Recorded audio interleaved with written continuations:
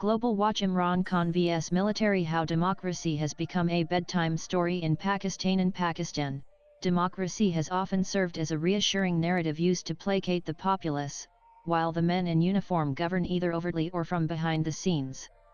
Civilian administrations, regardless of their popularity, are allowed to function only as long as they do not threaten the vested interests of the military establishment. When they cross that line, they are removed via a well-established mechanism in which the judiciary is conveniently employed to implement the establishment's agenda. No individual embodies this complex interplay of power more than Imran Khan, whose political ascent was not in defiance of the military's covert backing but rather a result of it. Now, like his predecessor Nawaz Sharif, he finds himself deconstructed, delegitimized, and detained. Khan's political trajectory is steeped in profound irony. It required over 20 years, a massive cult following rooted in his cricketing fame following the 1992 World Cup triumph, and a populist discourse centered on reform, for him to attain Pakistan's premiership in 2018. However, this ascent was also contingent upon the endorsement of the very institution he now vehemently criticizes: the Pakistan Army. For decades, the military establishment has acted as the ultimate power broker in Pakistani politics, assembling governments from a cadre of electables, pejoratively labeled Lotus, and maintaining control through a blend of patronage, coercion, and calculated instability. Once acclaimed by many as the military's favored candidate, Khan's fall from favor occurred more swiftly than most had anticipated.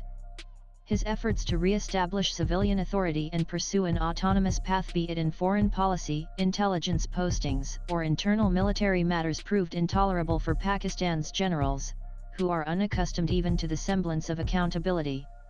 Consequently, what ensued was not simply a political rift, but a deliberate and relentless campaign of obliteration. Since his removal from office in 2022, Khan has faced a slew of legal proceedings, an evident case of lawfare in which Pakistani courts, from the lowest levels to the Supreme Court, have become arenas for his political eradication.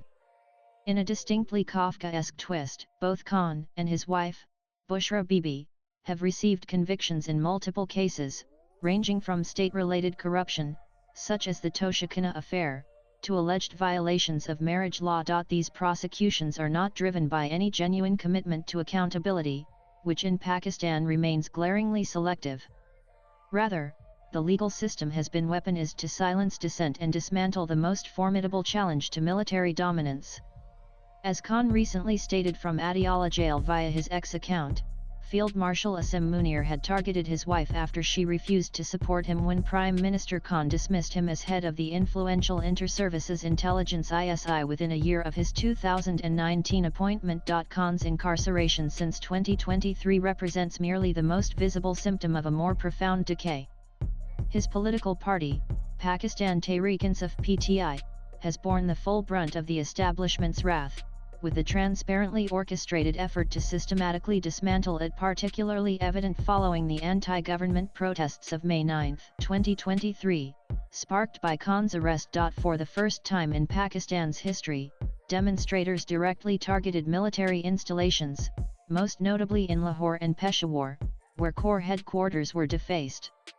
In response, the state launched an expansive crackdown, during which senior PTI leaders were forced to resign during televised appearances, and hundreds of party members and supporters, some charged under colonial era sedition laws, others under military codes, remain imprisoned.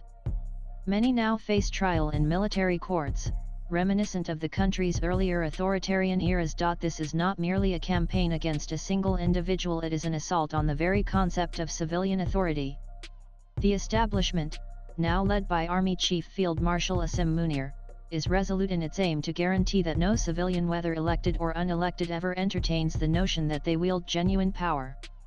In this struggle, the military establishment commands a wide arsenal of instruments to enforce its will. The media, once a contested yet essential sphere, has been steadily hollowed out.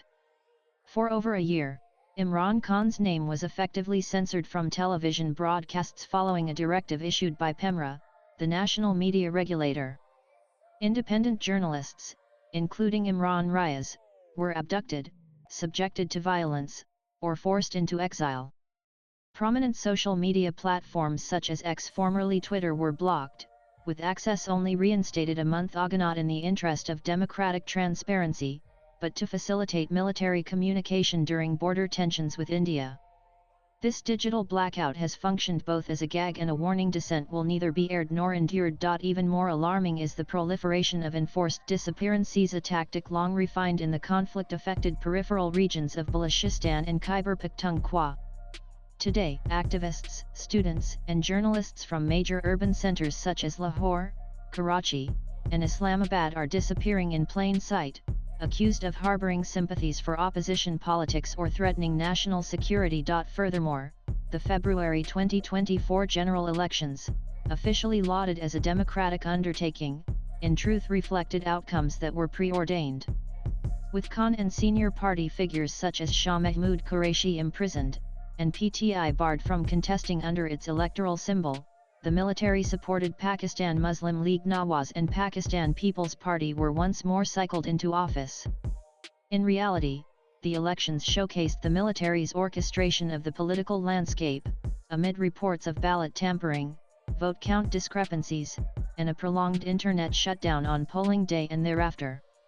The message appeared unambiguous: democracy may be performed, but never permitted to yield the unexpected. Within this system, military generals may not don political insignia or occupy parliamentary seats, yet they continue to rule through proxies, constructed narratives, and intimidation.